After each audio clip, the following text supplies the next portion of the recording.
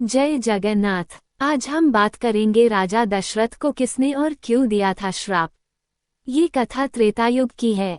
भगवान राम के पिता राजा दशरथ अपने माता पिता की मृत्यु के पश्चात कौशल देश के राजा बने, जिसकी राजधानी अयोध्या थी।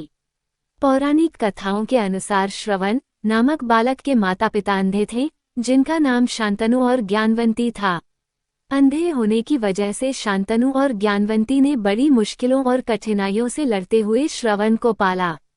और जब श्रवण कुमार बड़े होकर लायक बने, तो वह अपने माता पिता की सेवा निस्वार्थ भाव से करने लगे। एक बार की बात है, श्रवण के माता पिता ने तीर्थ धाम यात्रा की इच्छा जाहिर की।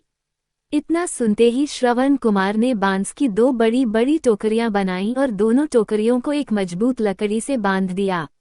इस तरह वे एक तराजू की तरह बन गए, जिसमें उन्होंने एक टोकरी में अपनी माता को और दूसरी टोकरी में अपने पिता को बिठाया और उस तराजू रूपी कांवड़ को अपने कंधे पर उठाकर माता पिता को तीर्थ धाम की यात्रा पर लेकर चल दिए।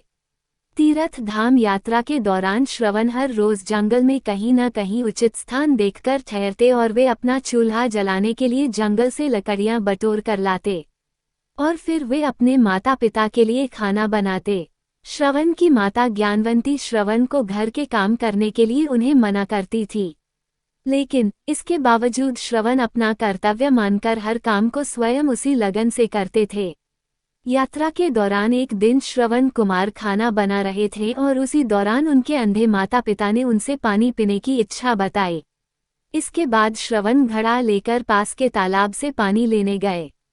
ठीक उसी समय अयोध्या के राजकुमार दशरथ शिकार खेलने जंगल आए थे। राजकुमार दशरथ के पास शब्दभेदी बाण चलाने की विशेष कला थी, जिसमें वह केवल ध्वनि सुनकर अपने बाण को सटीक निशाने पर मार सकते थे। श्रवण कुमार अपने माता पिता के लिए पानी भर रहे थे और उनके बर्तन से निकलने वाली ध्वनि राजकुमार दशरथ के कानों तक पहुंची। राजकुमार दशरथ को लगता है कि कोई जानवर तालाब में पानी पी रहा है और उन्होंने उसी ध्वनि की ओर अपना बाण छोड़ दिया। जब बाण श्रवण कुमार के शरीर पर लगा तो उन्होंने जोर से चिल्लाया। श्रवण के चिल्लाने की आवाज सुनकर राजकुमार दशरथ को श्रवण के पास गए और पूछा कि वह कौन है। श्रवण कुमार ने अपने अंतिम क्षण में उन्हें पूरी कहानी सुनाई और फिर उन्होंने अपने प्राण त्याग दिए। राजकुमार दशरथ दुखी होते हुए शर्म से जल पात्र लेकर उनके माता पिता के पास पहुँचे। वहां पहुंचकर जब दशरथ उनसे जल पीने के लिए कहते हैं, तब वे दोनों दशरथ से पूछते हैं वे कौन हैं और उनका बेटा श्रवण कहाँ है। तब मन में दुखी होते हुए राजकुमार दशरथ उन्हें सारा वृतांत बताते हैं। दशरथ ने कहा वे उनके अपराधी हैं और उनके भूल की वजह से उनके पुत्र श्रवण कुमार की मृत्यु हो गई है।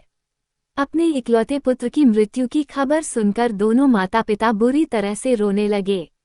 पुत्र वियोग में रोते रोते श्रवण कुमार की माता ने अपने प्राण त्याग दिए और तब श्रवण के पिता शांतनु ने राजकुमार दशरथ से कहा कि उन्होंने किसी दोषी के कारण अपना पूरा परिवार खो दिया। पहले उनका पुत्र श्रवण मर गया और अब उनकी पत्नी ने भी प्राण त्याग दिए। अब वे भी अपने प्राण त्यागने जा रहे हैं, लेकिन उससे पहले मुनि शांतनु ने राजकुमार दशरथ को श्राप दिया। उन्होंने कहा, आज जिस तरह से मैं पुत्र वियोग में मर रहा हूँ, ठीक उसी प्रकार तुम्हारी मृत्यु भी पुत्र वियोग के कारण होगी। और उसके बाद श्रवण के पिता ने भी अपने प्राण त्याग दिए। तीनों की मृत्यु बाद राजकुमार दशरथ दुख और ग्लानि से भरे हुए तीनों का अंतिम संस्कार किया। श्रवण के पिता के इस श्राप की वजह से पुत्र राम को 14 वर्षों का वनवास हुआ और उसी वियोग में राजा दशरथ ने प्राण त्याग दिए। ये वीडियो आपको कैसा लगा कमेंट करके जरूर बताएं। ऐसी ही वीडियो देखने के लिए चैनल को सब्सक्राइब करना ना भूलें। जय श्री राम।